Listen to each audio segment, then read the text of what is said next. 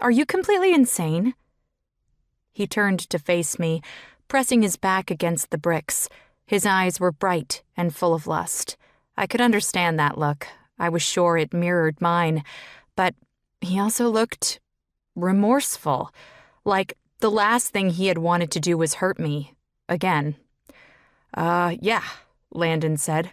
A bit insane at the moment. Well, Jesus Christ, what were you thinking? Because I needed an explanation. What the hell had changed that he would go from cutting me off entirely to making out with my face? If we hadn't gone through with it on New Year's, when we had both been in the thick of it all, I couldn't fathom how he could do it now.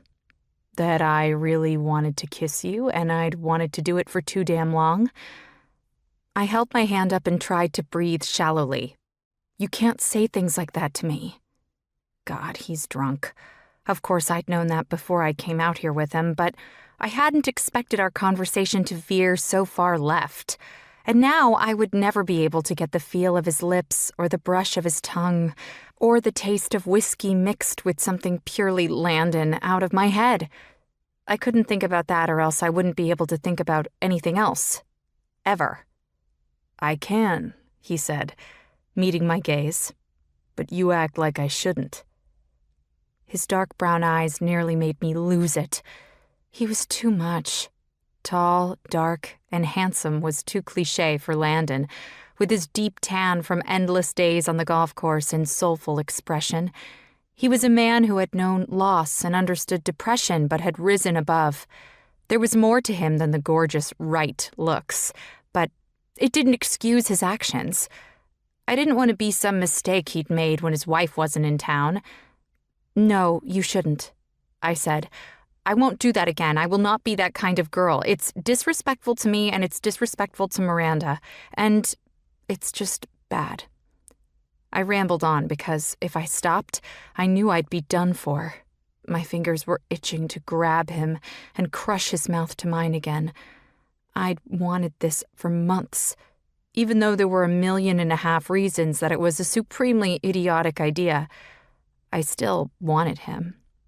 And that had made dating nearly impossible. Somehow, Landon had become the standard that I held all other guys to. Not that I'd had much luck outside of Tinder hookups, and I refused to date my coworkers. That was the #1 rule. One I had always completely adhered to, no matter how cute the new guy ended up being. Yeah, bad idea, he agreed slowly. I'm not trying to make you that kind of girl, Heidi. Good. Because that would never happen. I'm just lost, and I want you to find me. I knew he was drunk, but damn it, that was cheesy. And fuck me, I hated that I still thought it was sweet of him to say it to me, even if he wasn't allowed to.